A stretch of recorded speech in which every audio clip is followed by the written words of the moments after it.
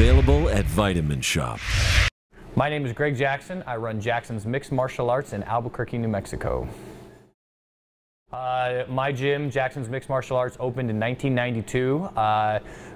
Some of my students talked me into doing, we were just a street self-defense school, and some of my students talked me into doing some grappling competitions and back then mixed martial arts competitions with no gloves and the whole 9 yards. And we started winning, and it just kind of grew from there. Well, I think I can always get better as a coach, so I'm constantly in development. I don't really have any inspiration for my style of coaching. Nobody really ever taught me to coach.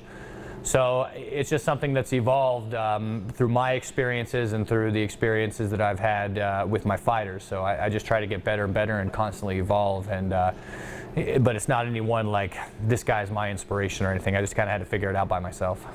So what you want to do then is make a triangle with your, yep, 1, 2, and then extend it again, and all of a sudden it works. There you go, exactly. Does that make sense, Gibbs?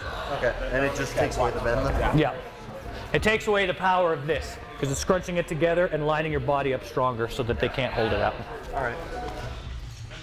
When we're scouting a fighter for a fight, yeah, we do watch a ton of film. We try to identify what he's good at, what he's not good at, understand my fighter, what he's good at and what he's not good at, and then play to our strengths and their weaknesses. And a lot of it, sometimes you can see big things, sometimes you have to look for little things, but it's a real intricate science for myself. It doesn't always work out the way I want it to, but it sure is a lot of fun to do.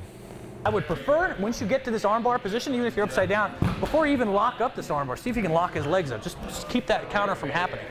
Now if he tries to turn, whatever, boom. If he tries to sit up on you, you can stop, grab the leg, knock him back down. But now you're in an offensive position.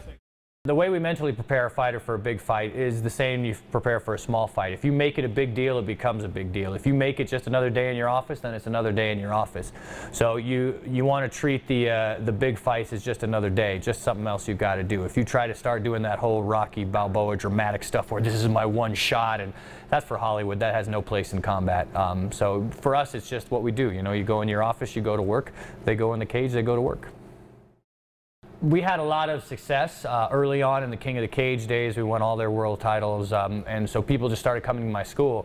Then more people, and they would talk to people, and more people, and so now we have a pretty large stable of fighters and a lot of great up-and-comers too. So it's just one of those things that it's not me personally. I think it's the chemistry of the team. We have so many great coaches, not only myself, but people like Trevor Whitman, Phil Nurse, Faraz, John Chamberg, Mike Winklejohn, Chris Luttrell. We have this whole plethora of coaches that here, plus the other fighters that can really help you out. So I think that's an attractive model for people to come and work with. Well, I don't say kids have a future in MMA. They learn the grappling stuff, and some of them like to do the kickboxing stuff as well. We don't let any kids do mixed martial arts because it's a very dangerous sport. So we just do the grappling aspect of it. If they want to, all kids want to be a baseball player or mixed martial artist when they're young. If they want to go into the competitive aspect, and when they're ready and they're old enough, that's absolutely fine. But for the beginning, I never say this guy's going to be a great fighter, just because so many things can. I wanted to be a fireman and a policeman when I was a kid, but a lot happened between then and now. So, as long as they're having fun, learning and growing as kids and getting that good discipline and stuff, it's all good. So far, has there been any kids that you trained to grapple that are now fighting in MMA? No, we don't have any kids fighting yet, just because we haven't been around that long. I mean, MMA is such a new sport that it's how can I say? It's too early still. It's too early still. In about 10 years, we'll see that. The pros do come in and out. Some stay here permanently. We have a few that live here and a lot that come in and out. And the length of time they stay really varies. Some are here for 2 months, some are here for a week. And they really get intense. The closer it is to the fight, the more intense they get. But there's not one set rule where they only come for a week or this and that. Again, sometimes like Rashad will be here for 2 or 3 months at a time. Nate Marquardt will sometimes come for a month, sometimes will come for a week. You never know. So it's just about where the fight is and what their teammates need. I was always kind of a doubter with the future of MMA. I never thought I'd be actually making a good living doing this stuff. So I hope so. I've been proved wrong now that I didn't think that it would be on the level it is. So I hope it's an Olympic sport. These guys are really athletes, and they deserve to have a shot like everybody else. It is the oldest Olympic sport, for goodness sake. So I don't know why it's not in there now. I plan on staying cutting edge by doing what I've always done to stay cutting edge for the last 16 years.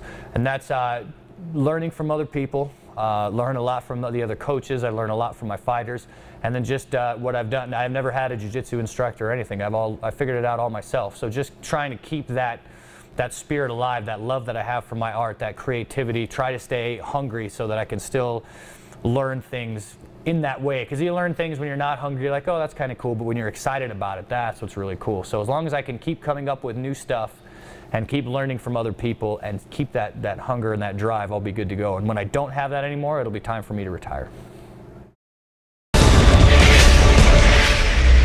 Available at Vitamin Shop.